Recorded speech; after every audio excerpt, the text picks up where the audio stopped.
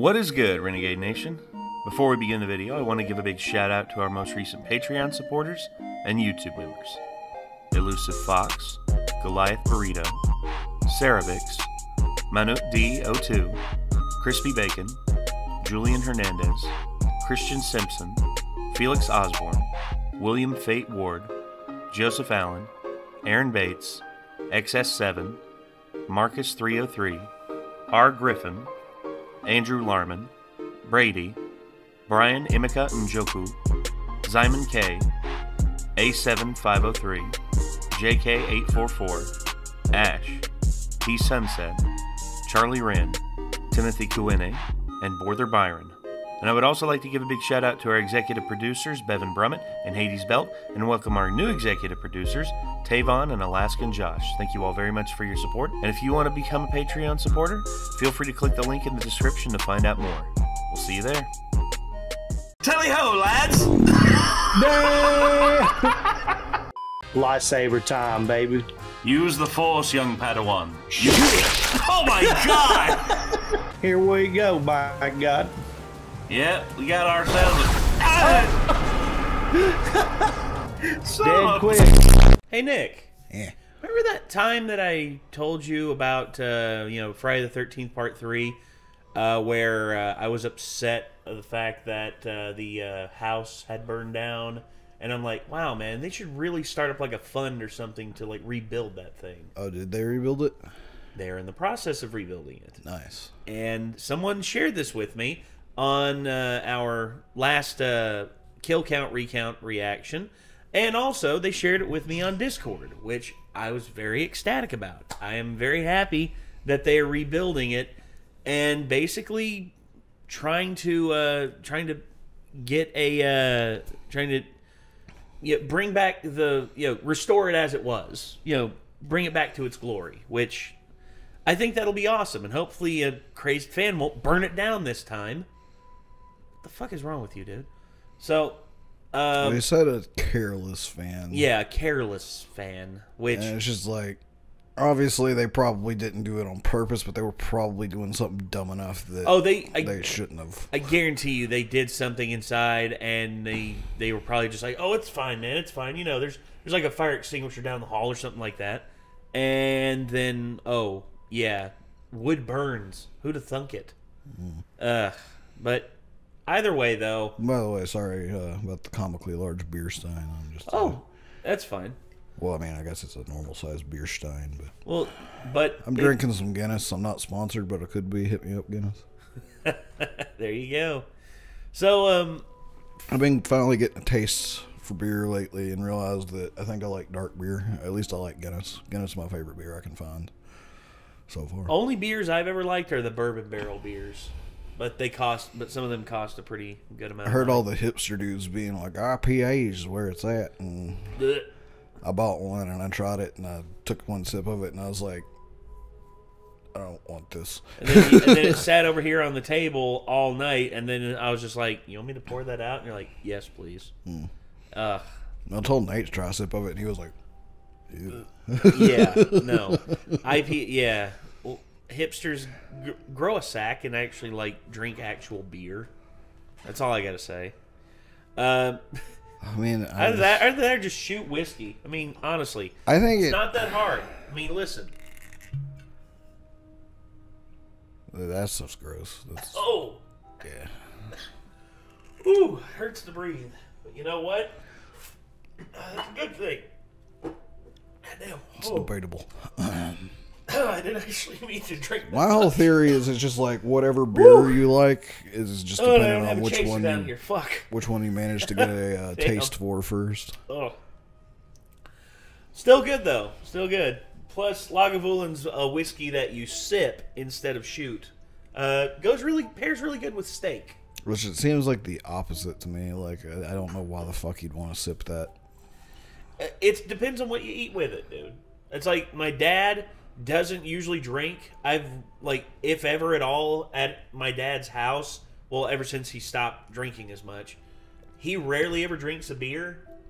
The only time he ever does is whenever he goes out and gets a steak or something like that. He says for him, that's like the combination between like the steak and the beer basically is like the perfect combination for him. And I understand that. For me, but though, it's whiskey. Whiskey pairs really good with steak. Specifically, I'll say this, Jack Daniels. Jack Daniels is always my go-to whiskey to eat with a steak, but I've never had a steak with this. Mostly because I haven't had steak in a while because my throat's a bitch. I have a hiatal hernia, which I found someone else who has one of those. You know who else has one? Yeah, he told me. Jake Sutton. Yeah. Jake Sutton has one too. And I was just like, movie production had it. I was just like, dude, samesies. And he was just like, for real? I'm like, yeah, dude. Can you eat steak? He's like, fuck no, I can't eat steak. I'm like, me neither. Dude, we have so much in common. It's also, like, I'm happy to learn that both of our lives suck. Kind of, yeah. Which I'm hoping here soon I can do something about it. You know, I'm just going to go see a throat doctor about it. But I've been saying that for years, but I don't know if I ever will. I'm mostly afraid. I'm afraid they're going to get down there and they're going to be like, oh, yeah, you have a mass down there, and there's a CAT scan, and it's cancer. You have 3 months to live. Yeah, that'd be shit. Oh, that'd be terrible. Also very doubtful in your 30s. I've heard of more ridiculous ones. Yeah, but it's very rare. Yes, it is very rare. But for me, it's like, oh, you have asthma too? Fucking sucks, doesn't it? And they're like, yep. I'm not usually happy to find out somebody else has asthma. I'm like, Zach all the has things asthma. we could have been shitty at. It had to be breathing. Zach has asthma, and Zach's able to handle his though. He's where he has actually pretty good insurance. He has those steroid inhalers, and I need to see if I can like bum one off of him for you. I highly doubt that. They give you just enough to take one puff every day, unless he just forgets to take it all the time. Well, for him, he's able to handle it like pretty well. I remember I was up at his place for a while, and out of like the whole week I was there, I saw him puff on it like once out of like the 4 or 5 days I was there. In all technicality, I had enough samples to last for a few weeks, and after taking them for a few weeks, my asthma was better for a couple weeks after I ran out. But then it kind of went back to shitty. And then I had the genius idea that I'm like, I can live in the room with a cat despite being allergic to cats. And just now I'm dealing with a constant assault of asthma from cat allergies that I'm trying to figure out some way to counteract, and it's going mediocre at best. I love the cat too much to get rid of now, so I've just kind of resigned myself to dying. He's a good cat. He's a great cat. Just sort of resigned myself to eventually dying from it at this rate. Anyway, sorry. Let's go ahead and get into this Much kill like count. all these dudes are going to die in this kill count. Dudes and dudettes. Yeah, that too. Here we go.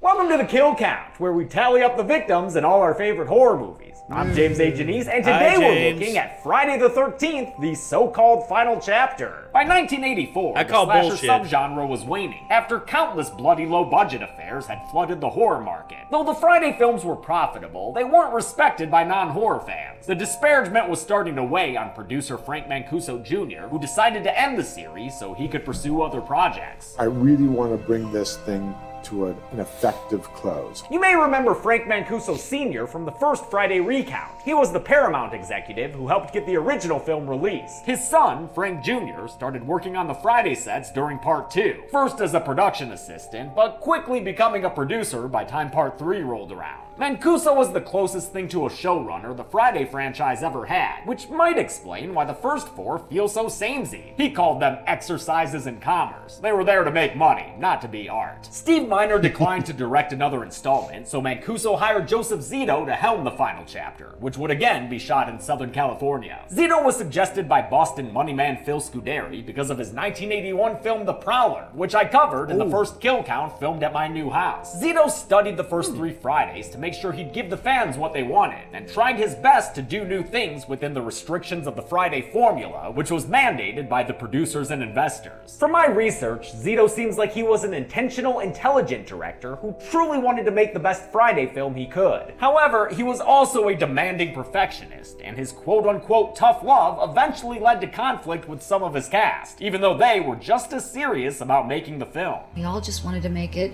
as good as we could make it. Zito hired Barney Cohen to quickly write a script, and together they tried to make their teenage victims more empathetic and real. These kids are certainly more believable as a group of friends than in part 3, where the stoners stick out like a head waiting to be decapitated, but in the end, they're still just young, attractive teens who visit Crystal Lake wanting to have sex. And boy, do they want to have sex. You think Chris Higgins' friends were bad? Sex, sex, sex. You guys are getting boring, you know that? Nah, these teens do nothing but talk about fucking. This is the horniest Friday the 13th by far. Take away that camp counselor job and there's nothing for them to do but be horny. It's a little exhausting. Shaking things up is the presence of the Jarvis family. Mama Tracy, older sister Trish. Exhausting from an brother editing Tommy, standpoint for sure. Huh? Exhausting from an editing standpoint for sure. Oh god, I can only imagine James just being like, You gotta stick all them hockey little mask Jason here, masks hockey mask over them here. boobies and butts Yeah.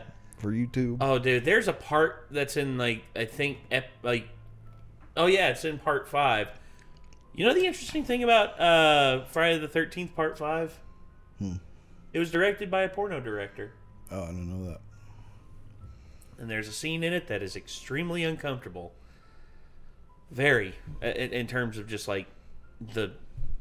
Never mind. We'll get there when we get there. Yeah. By a 12-year-old Corey Feldman at the beginning of his career. Feldman would be one of the biggest child stars of the 80s before his career was upended by a troubled personal Lost Boys. life, which saw him as both a victim and an abuser. That's all I can say about that here. The character Tommy Jarvis is one of Friday's greatest assets. He'll have his own trilogy, kick some serious ass, and wear a bomber jacket like a motherfucker. He's a great foil Tom for Jason Matthews. Voorhees, and his story begins here, as an adolescent who happens to wind up getting too close to horny teens. Sucks for him, man. Jason's like a magnet to horny teens, and that little bastard is sitting on an iron mine. YouTube tends to get antsy about so much TNA, so let me cover my A with a sponsor for today's episode. Raycon earbuds are an excellent way to deliver amazing sound good into your transition there, ear holes James. at I half like the that price one. of other premium audio brands. Chelsea and I literally use them every day, whether it's to listen to podcasts while cleaning the house, to listen to music while working out, or to listen to relaxing soundscapes while zoning out and petting our little Lucy cat. Yeah, Kitty. This kitty looks a lot like yours. Yeah. It looks like Vega.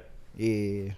fine way to relax right there. Especially since Raycons come with various gel tips for your comfort, and don't stick out of your ears like some other brands. Raycons have a 32-hour battery life, meaning I can use them for all the long phone calls I have to do while handling business! They've also got a 45-day happiness guarantee, so you've really got nothing to lose. Try them for 15% off today by going to buyraycon.com/deadmeat. That's buyraycon.com/deadmeat for 15% off your order today. When I originally ranked the Friday franchise, I put the final chapter as my number 1, saying it was the best version of the first 4 films. I've changed my opinion, and this movie would probably be more in the middle now. As much as I enjoy Crispin Glover's dance moves, most of the characters aren't all that memorable. The kills, on the other hand? Well, to end Jason once and for all, Zito brought in the man who did effects for him on The Prowler, Tom Savini, who personally designed Little Swamp Man Bridges. is I back. created a monster, and I get to kill him. Let's see what Gore Daddy brought home for this false finale and get to the kills. Bring it on. The movie begins with a previously on delivered to us by Paul Holt. Paul Holt! I mean, this movie did come out nearly 2 whole years after part 3. Better remind people of all the stuff they've seen before. I love when it shows Vicky's death as though Paul Holt is talking about it, even though she's sitting right next to him. Thankfully, it's less than 3 minutes until we get our title card! Wait, title card. Yo, behind you. Oh god, it's the final chapter! With a pyro entrance, and surely some inventive opening credits. Never mind, back to basics. At least for this one, Harry Manfredini wrote new music. Part 3 mostly recycled its score from the first 2 films, but here Manfredini's adding a lot, like with these horns. Sounding like a Bond song and shit. We come out of the opening credits Kind of, into yeah. a fucking budget. Check out that whirly bird. And this opening shot, which was the last thing filmed for the movie. It was done by having a Steadicam operator standing on a crane, which was then lowered to the ground so he could step off and continue the shot. The shot ends in the barn with a Hey, J-Man it's a line, good long right where take. Chris Higgins left him. The cops on the scene confirm my kill counting for part 3. Tommy got 7 kids and 3 bikers. Yep, that's exactly what I got. This time they got him. Oh, except for that. Might want to hold off there. Jason's supposedly dead body is taken to the hospital where, what, is that meant to be Chris Higgins with her parents there? Okay. In the morgue, Mortician Axel does that whole eat around dead bodies thing that horror movie coroners always seem to do. Every Axel's time! I have said this so many times. Why are the coroners always eating something? Why? Why? Is it supposed to be like, oh, it's just so to show how comfortable they are around dead people? Oh, okay, if that's the case, then how about they just like, I don't know, do something else. Like, get a sketch pad and just like start drawing on the back of someone dead or something or different. Instead, it's like, oh, here's a fucking sandwich. Oh, God, the motherfucker, too. I highly doubt that any actual trained coroner would ever do that. For just multiple reasons. Like, it's both an issue of, like, sanitation for yourself. It's an issue of, like, possibly, like, you know, just... I mean, dude, like, what if you, like, send the corpse off to, like, the funeral home and then they just, like, why is there donut powder on the fucking corpse's forehead? Like, you know, it's just like, oops. It's like, you're probably going to hear about that. They even put it in the movie Gone in 60 Seconds. It's so cliche. Friggin' Vinnie Jones is eating a sandwich and then puts the sandwich on a dead man's chest. And I'm just like... What? I mean, I might be completely wrong. Like, every coroner might just fucking have their donut while messing with dead bodies. But I don't know. Dude, what? It doesn't seem like that would be the case to me. Well, for me, I'm just like talking about it from like a movie cliche standpoint. It's so done over again and again and again. But in terms of realism, yeah, I think you're right. I don't think it'd be a real thing. Girl he says is cute. Real cute girl. Was.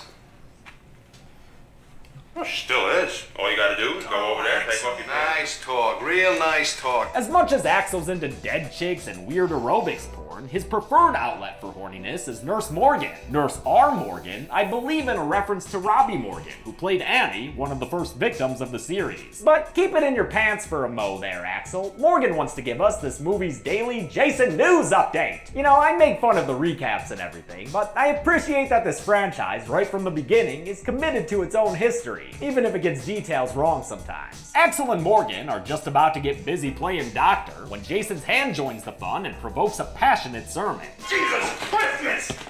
Holy Jesus goddamn!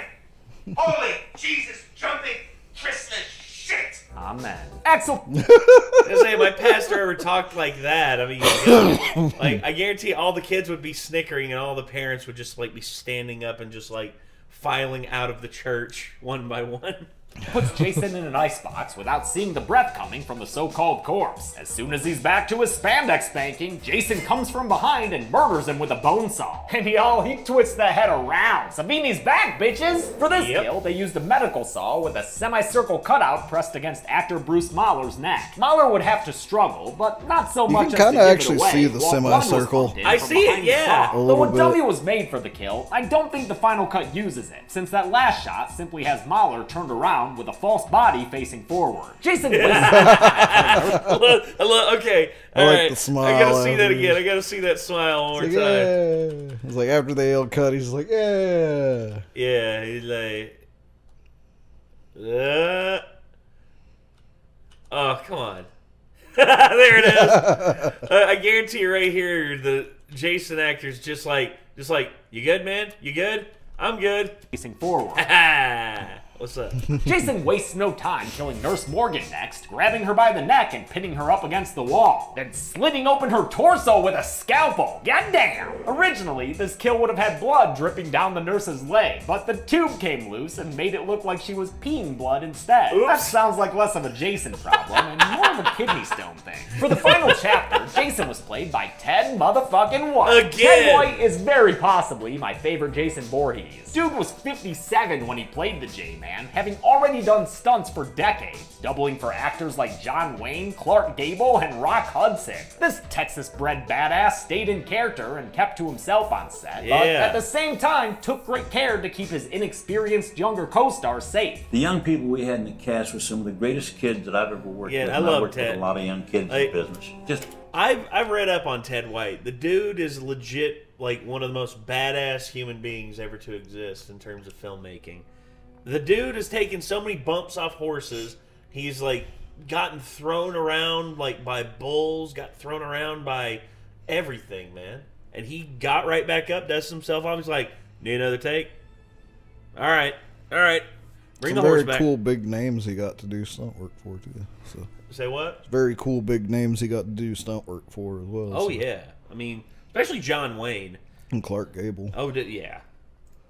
Unbelievable what they went through for the amount of money they were making. White's Jason moves faster than Part 3's hunched-over loafer played by Richard Brooker. He also feels more intelligent than the trapped animal Brooker sometimes seemed like. Well, I did change it. I changed it to where I moved faster, and I tried to make the kills a little swifter. White didn't care about matching the previous guys. He didn't even want the job in the first place and only took it for the money. As per his request, his name wasn't included in the credits. He came to love his part in the series though, and still attends conventions, where he often jokes about how old he is since now he's 95. Damn. Talk to him if you get the chance to. The dude is an absolute delight. I just wanted to ask you what your favorite stunt in the final chapter was.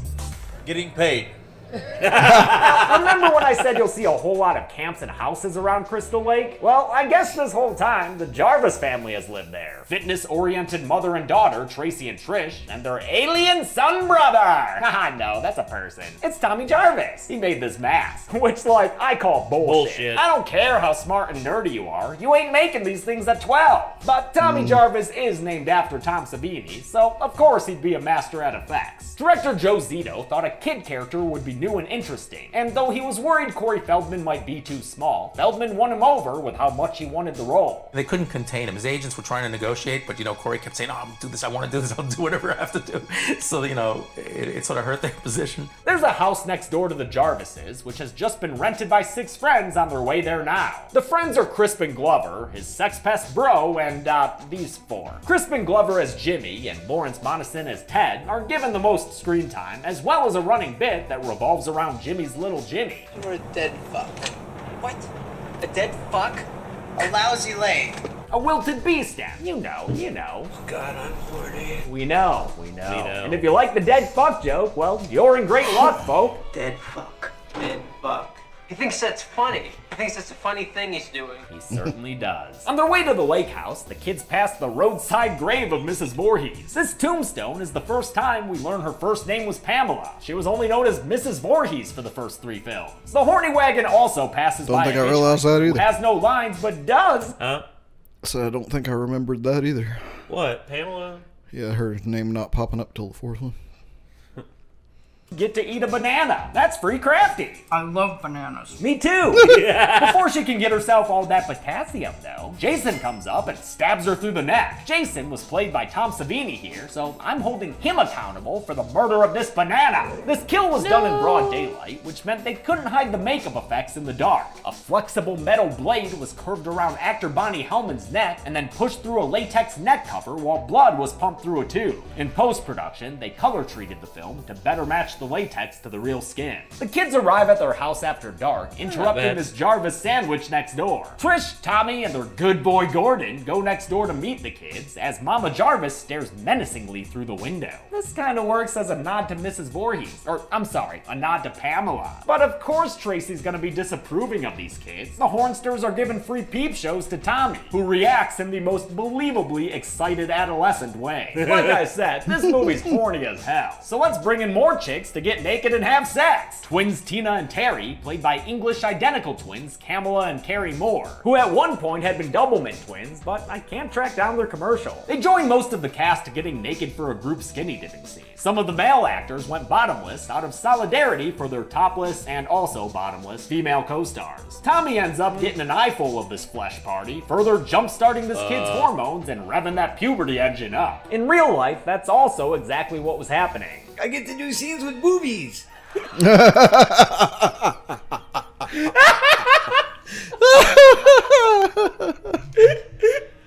Oh, Corey.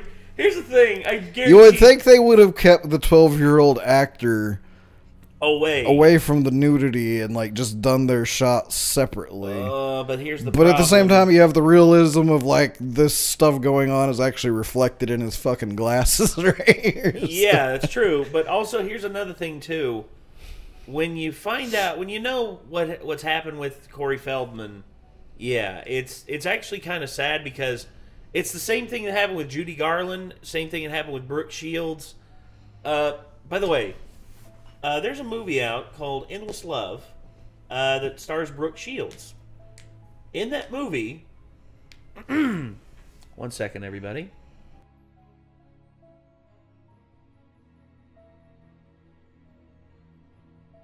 And you know why they got away with that? Her mother signed off on it. That's fucked up. And guess what? Corey's mother signed off on this shit too. All because the money. Well, at least, I mean, like him seeing adults nude is not quite as. I don't know. That.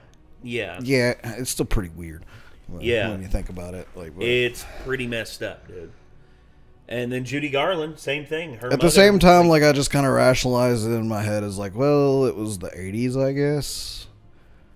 Well, and like dude, I don't know. But like the '80s is not really that long ago. You think people would have been smarter than that. When you read up on Judy Garland as well, when she was 13, dude, like, if I could travel back in time with a baseball bat to like cave in the heads of some Hollywood executives back in the day, and today too.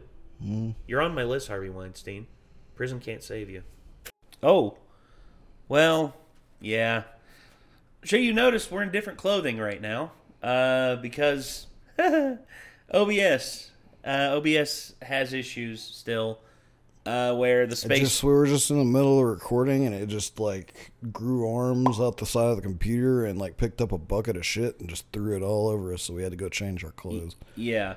So here we are again. We're back down here with the Friday the 13th final chapter, kill count, recount. And, yeah, Corey, I remember the exact frame we were on because I looked at the recording to see if I could salvage it. Nah. Once we got to this point right here, all of our audio was gone. So, shit. But, life goes on. So, I guess let's go ahead and get back into this. Friday the 13th final chapter, 1984, kill count, recount. By the way, Harvey Weinstein, you're still not safe. Starting this kid's hormones and revving that puberty engine up. In real life, that's also exactly what was happening. I get to do scenes with boobies. Not much has changed. He jokes about it there, but I'm kind of sad Feldman was exposed to and surrounded by this stuff at this early age, especially since he was going through some serious family issues at the time. The 12-year-old Feldman didn't think of himself as a kid and constantly wanted to hang out with the older cast members. Kimberly Beck, who plays his sister Trish, had experience as a child actor, so she took to being a big sister to Feldman in real life too. She even took him trick-or-treating on Halloween, the first day of production, during which they saw plenty of Jasons roaming around. That's Trish's cool car as hell. broke down so bad that not even... I love that. I love the fact that Feldman, even though his family life at home was absolute garbage, he at least still had some people in his professional life who still cared for him. Yeah. When it shows you that when your own family doesn't care for you as much as your crewmates on a film, Jesus wept. That's terrible. Even Tommy can fix it, and that kid's a boy genius. Remember The Mask? Instead, they're helped by a suspicious camper guy named Rob. His small talk is just a fucking parade of red flags. I didn't think anyone lived this deep in the woods. We do.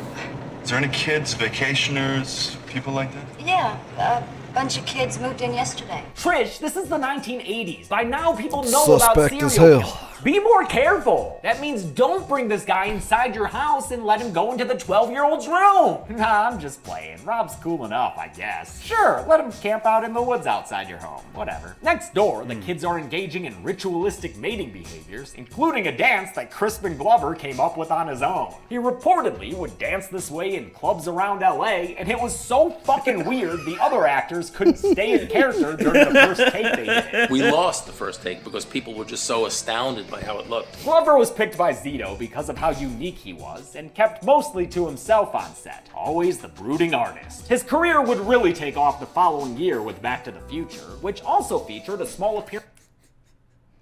They almost blew a take right there in Back to the Future because whenever His he career sets would the really milkshake take off down, the following watch year it with right here. Watch it slosh and hits the the dude behind the counter. Future. They almost lost that You take. can immediately see his like expression turn to a little bit more of a frown whenever it Like- does too. He's like he just sloshed that on me. Which also featured Yeah. Also, yeah. a small appearance by Lisa Freeman, who played Nurse Morgan. Samantha, whose character is likes to have the sex, is dating this doofus Paul, who's in the running for most forgettable character of the franchise. Shitty boyfriend, too. He ditches Sam for Tina the Twin. You don't mind, do you? Actually, I was thinking about taking a little swim. Twins, a my swim? soul. That can only mean Twins. one thing in a movie this horny. A totally senseless skinny dipping scene! And this one's not only gratuitous, The second it was one of the also movie. negligent. It wasn't filmed as a closed set, so the entire crew was there, all standing around as 19-year-old actor Judy Aronson got naked. Co-star Barbara Howard said this it part was is not bullshit. done in a Yeah, again, we talked about this and when we first recorded this. I'm never going to put actors or actresses in a situation or scenario where they are not comfortable. I will ask them if, because I talked to Marcus. Marcus is willing to do almost anything. He's, as he calls it, he's basically a human rag doll and a human punching bag, and he'll keep coming because that's just who the dude is. And I will never put him in a stunt where I'm like, dude, are you sure about this? And if he's like, nah, man, nah, I can't do it. I'm just going to be like, okay, all right, let's take a step back and let's figure out a different way to do this. I'm never going to, same thing with Chuck. I never ask him to do something he's not capable of. And if we ever have other actors come on board, I'm never going to be like, hey, is this cool with you? And if they're like not cool with it, I'm not going to force them. Like, it's unpractical. And honestly, it leaves a bad taste in my mouth whenever actors don't feel like they're comfortable enough to do their job. Same thing with anyone else on set. Detective-sensitive way. Samantha spends some freezing moments by herself in a raft in the lake and is killed when Jason pops up out of the water to stab her in the funny organ. So called because of the noise you make when you're stabbed there. Shooting this kill resulted in the movie's most infamous production tale. What she had to go through, but, you know, all naked on a raft. Filmed in December 1983, halfway through the 12-week shoot that was supposed to only be 6, Judy Aronson had to submerge herself in the cold water of the Franklin Canyon Reservoir. In a wetsuit from her waist down, she had her upper body through a hole in the raft. The blade would go through a fake torso behind her, its seam covered up by her hair. This took hours to arrange, and the scene was filmed from sundown to sunup. There were points where I just felt like I couldn't go on anymore. They said, no, we have to finish. Despite repeated requests, Zito wouldn't allow Aronson out of the water until Ted White threatened to quit the shoot if they didn't stop and warm her up. After that, Ted White, the director and the Jason actor the man, were on tense terms, while Judy Aronson got hypothermia and was sick for days. I love that White fought for her safety here, and though he once called Zito a bully who treated his actors like dirt, he's also judicious about the director's intentions. Joe, of course, was not trying to be mean. He was trying to get a film made. Whether he was going a little too far with somebody else's feelings, I would say yes. Back at the cabin, It's not just feelings, but safety. Yes. And I agree with him with what he once said, that he's a bully. Oh, yeah. I mean, to a certain extent... I know he's trying to get a film made, but there's a right and a wrong way to do it. Yes. And some directors push the envelope too far. But then there's some who, I think, push the envelope to the point of where it drives you crazy. It drives their actors crazy, and it actually gets a little bit of a better performance out. For instance, Fincher, Stanley Kubrick, a lot of big directors do hundreds of takes on the most minute stuff. And then there was also they said that Kubrick kind of traumatized Shelley. Oh, that's another Shelley. thing. Shelley Duvall is permanently traumatized now because of her treatment by Stanley Kubrick. Yeah. And while I can't argue with the effect that it has in The Shining, still, you traumatize one of your lead actors because she didn't agree with you on how to do stuff. That's messed up. Mm-hmm. And then there's another one, producer for Iron Maiden. Whenever Bruce Dickinson was supposed to do the scream at the beginning of Number of the Beast, they delayed that until the very end of the production, because Dickinson would like always kind of be like, "Am I going to do the scream? Am I going to do the scream?" We're like, "No. We want to do the scream later." And Dickinson got so angry and so frustrated. The first take that they did of the scream is the one you hear on Number of the Beast, because of just how it drove him so like angry, like it pushed him to like do that with like the perfect vocal palette for that. I love that. Finally starts to feel guilty for taking some Doublemint delight. He heads out to find his gal and ends up stripping down to swim, except unlike her, he doesn't get all the way naked. After seeing her dead, he does get a death that's more painful on screen. Jason stabs him in the groin with a harpoon gun and pulls the trigger. What a sight that is. Actor Alan Hayes was suspended on a wire system for this kill, which they didn't necessarily get the hang of right away. With Paul gone, Tina needs another source of vitamin D, and this chick is so horny, she'll hook up with Jimmy, despite bearing witness to those dance moves. Notably, she is not so horny that she'll settle for Ted, probably because earlier that creep was grabbing her by the neck and shit. Oh man, look at Terry after Tina takes Jimmy upstairs. A face of total resignation at the fact that she's stuck with his asshole now. That is just the saddest sit down I've ever seen. Can you prove her wrong and behave any better, Ted? Want to give Teddy Bear a kiss? Come on, dude. She definitely heard you say that to her sister already. Want to give Teddy Bear a kiss? You're so bad at this, Ted. Ted eventually finds some ye olde time porn, and while he fixates on that, Jimmy gets the real deal upstairs with Tina. Terry's tired of all this bullshit and would like to please go home now, please, but Tina says to leave without her, so Terry heads out in the rain by herself. There, Jason spears her during a lightning flash in one of the best and most creative off-screen kills I've ever seen. Unlike the next one that happened. That is a great way to do an off-screen kill. After she gets home to find that her kids aren't there. She looks for them inside and outside the house,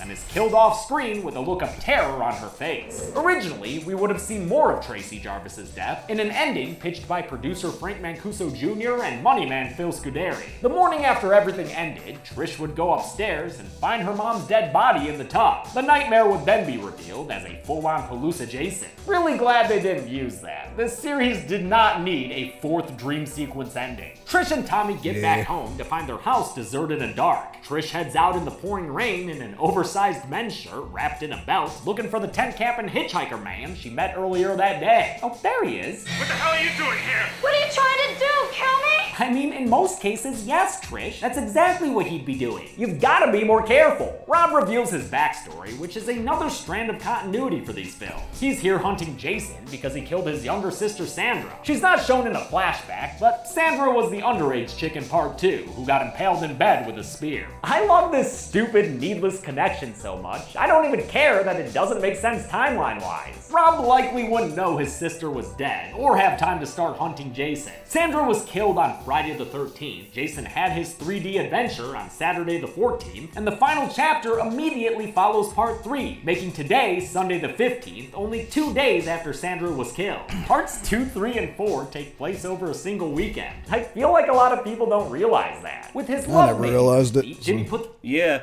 same. Yeah, we talked about that a little bit.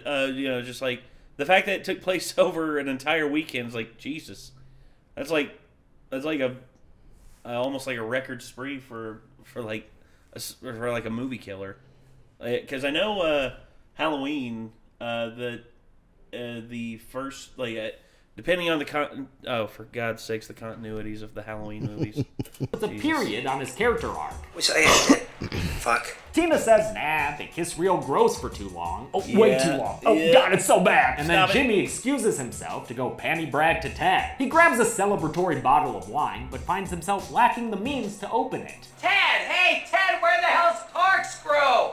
There you go. Oh, shit, yeah! Classic Jason kill. The twitching, the face hack. I love it. For this kill, they used another weapon with a piece cut out, then filmed the strike in reverse, which gives it that eerie motion. Jimmy's libido reviver Terry is the next one to go out. Literally, in this case, since Jason grabs her from outside the window, then chucks her from the second story. We need to keep that reverse she flies filming through the air in slow motion, and I'm... Oh, for stuff like, yeah, absolutely. Because that seems to work really well. Oh, yeah. Especially for, like, fast motion stuff. Mm-hmm.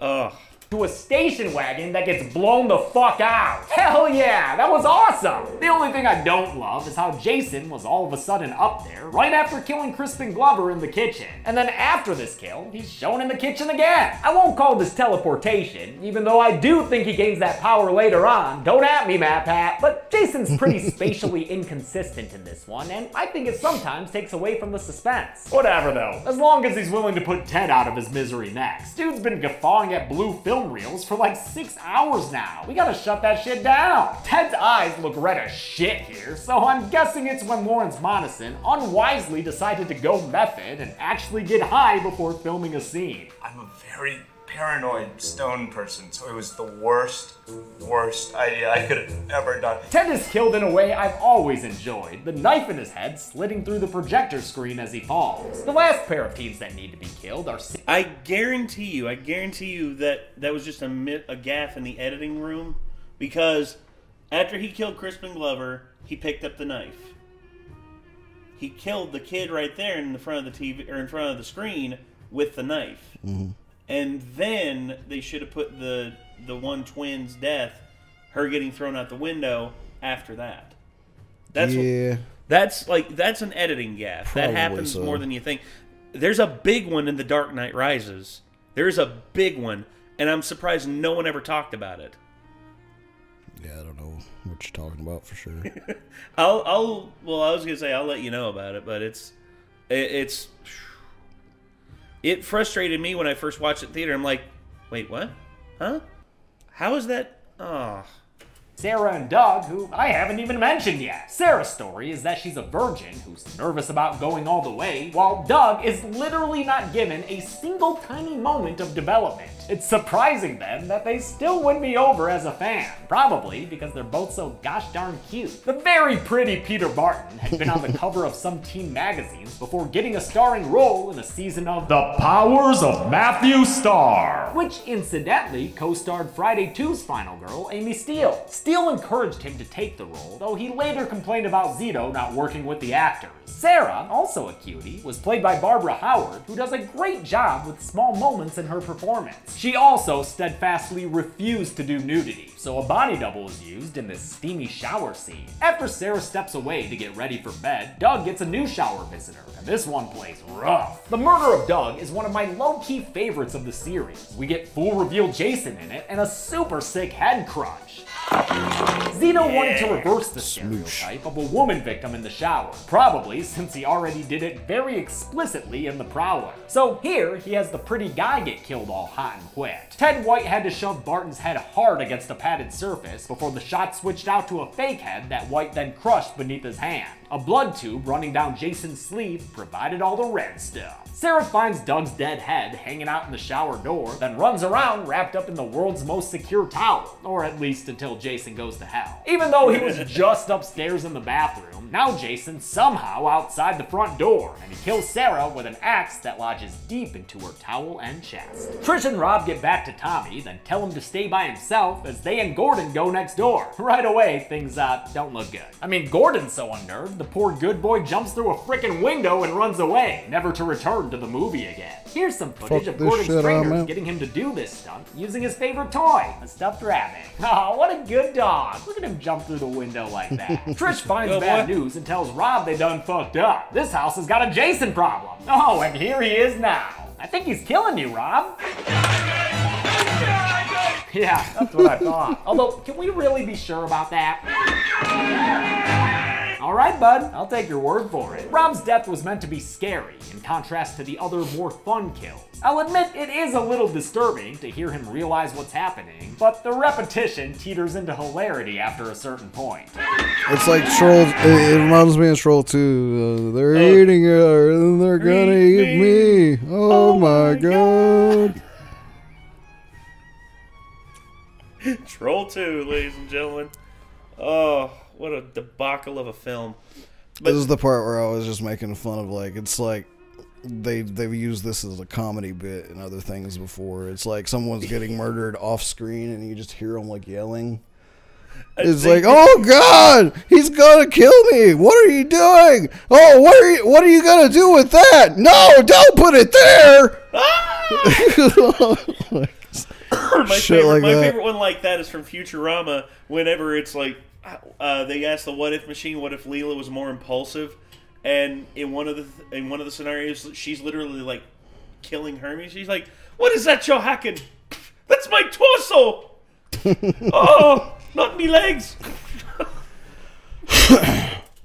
Now that Rob's dead, Trish can begin her final girl circuit. Perhaps a double mint corpse to start things off? A little bit of Glover in the doorway. Oh, Jason is not interested in any Glovers in the doorway. Ouch. Trish's racer picks up a sidecar when she gets back home to TJ. So now both of them can enjoy a course classic, a body being flung through a window. This scene was choreographed to a beat, but Zito lied to Corey Feldman about when Jason would reappear. The window crash and grab took Feldman by complete surprise. Scared the shit out of me.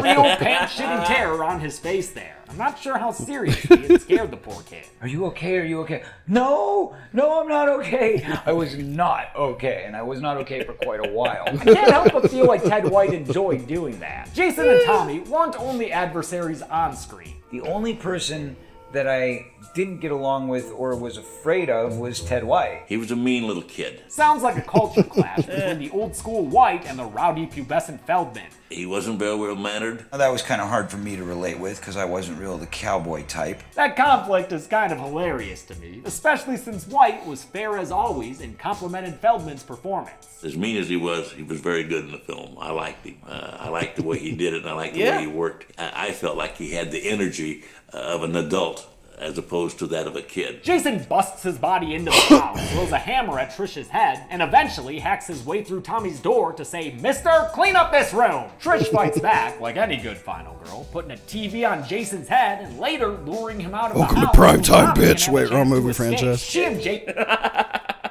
Jason play cat and mouse all over La Casa de Horny Teen until she decides she's done playing this shit and good goddamn jumps out the window. Another slow motion falling stunt. I love it. And another fuck this shit I'm at. Board bounces up and hits the stunt performer at the end. The back and forth between the two houses, I'm just glad it didn't hit her in the face. Together, makes for a... Imagine that happening. Like she rolls down, lands perfectly on the leaf bag at the bottom. And then just that one random board just bonk. Yeah, it's like, ow. It's like, son of a bitch, I can't show emotion. Great third act. The Jarvis house was a real house in Topanga Canyon that's been used in several other productions since then. Hormone Headquarters, on the other hand, was built by Friday's crew. An expensive line item, but one Zito pushed for and worth it for the chase setting. During his sister's race, Tommy has started to give himself a makeover after seeing what little boy Swamp Jason looked like in some news articles. Thanks for bringing those around, Rob. Really wish Jason hadn't killed you. No, he's killed you, Rob. Yeah, it's in the past tense, tense. man. Trish nearly whacks Jason when he tries to sneak up on her, then lands an awesome hit with the machete and splits his hand apart. God, I love this effect. Yeah. It's one of my all-time favorites. Like many others in this movie, it was done by shooting the action in reverse. A very groany Jason eventually disarms Trish and knocks her down, but before he can kill her, Tommy runs downstairs and starts yelling at him. Jason! Great addition to the score here, with a theremin-sounding version of the Friday theme. Perfectly matches the mind games Tommy plays with Jason. Remember me, Jason? Jason, don't you remember? The distraction gives Trish the chance to strike Jason, knocking off his mask and revealing a gnarly face, one modeled after his original Swamp Boy look. Tommy Jarvis then grabs the machete and hacks into Jason's head with it. The big man falls to the ground and is killed in another one of my absolute favorite effects. And yes, Jason dies here, especially after Tommy freaks out and goes ham with the machete.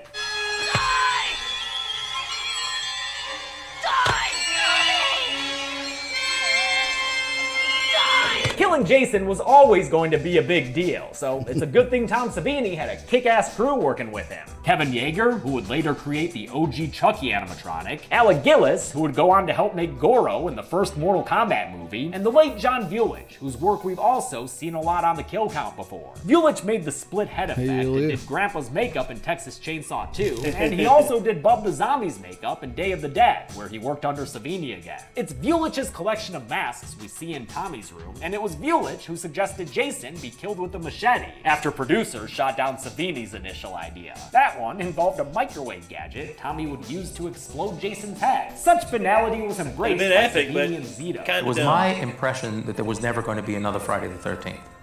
I was told that this is the last one. That's why the first machete plan was to split Jason's head open vertically, top to bottom, or barring that, saw a good-sized chunk of it off. But the producers or the studio or someone said to make it a less final death, cluing the filmmakers in that there'd likely be more Jasons in the future. In any case, this kill still kicks ass. The strike was filmed in reverse, as this great footage with Ted White shows, while the machete face slide was done with a puppet manipulated by lots of people, some operating the cable-controlled expressions, others pumping blood in to make it bleed. With the fake-out dream sequence cut, we jump to our final scene in the hospital. Trish wakes up and sees Tommy, then hugs him in a way to hide his bald cap wrinkles. Zito wanted Feldman to actually shave his head at first, but the kid's agents weren't about to allow that, not with pilot season coming up. Feldman instead wore a bald cap every day for 2 weeks, and he cites that as the reason he was so sick and frustrated by time they wrapped. He even says he was thinking of Zito while he was yelling, "Die!"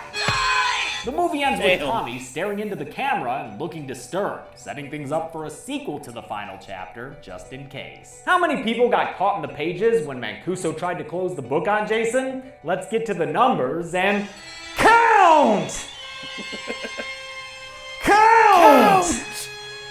Bit off on your synchronization there. A little bit. There were 14 kills in the final chapter, Jason and his 13 victims. All in all, there were 7 lady victims and 7 dudes, continuing Friday's trend of having mostly even pie charts. With a runtime of 91 minutes, that left us with a kill on average every 6.5 minutes. I'll give the golden chainsaw for coolest kill to the J-Man himself, Jason Voorhees. That character needed a spectacular death, and boy did they deliver. Dual machete for lamest kill will go to Mama Jarvis, whose death was so lame, harking back to Steve Christie's from the original. And that's it! Friday the 13th, the final chapter, was at first scheduled to be released in October 1984. But they rushed through post-production in an insanely short 6 weeks and finished in time for a very early release. I wonder if that's why that little editing gaffe is there, because they rushed through post. It could be. The Friday, April 13th. The film set a new opening weekend record for Paramount, and with that kind of success, obviously they'd make another film. I'll look at that next week, but until then, I'm James A. Janice. This has been The Kill Count. So yeah, we talked about this at the end of the last one, where all of these big studios, like a lot of them, have been built on the backs of horror franchises. For instance, like New Line Cinema with the Wes Craven's Nightmare on Elm Street franchise. Paramount with the Friday the 13th, because when Friday the 13th is your opening weekend record for your studio, and then of course I misquoted last time. I didn't say Lionsgate. It's Lionsgate, or the house that Saw built, because we also looked at the Saw franchise and how little the budgets were for those films. But yeah, I was surprised that they kept them low through like the entire series so far. Yeah, and it's like they started on low budget, but like once they actually got, steam, they actually didn't really use that much more. No, they used between 10 to, I think the highest one was 20 million, and that was for the final chapter. Which might explain why they all just kind of have a similar vibe to them, I guess. Well, again, you're only able to get away with so much for so little. Yeah. And that's why James Wan... And I mean, this James has talked about the strange cut things that they do in it a lot. Like, a lot of those might be for, like, low-budget reasons. Like, yeah, I wouldn't doubt it, because there's things that, in terms of production, you have to cut.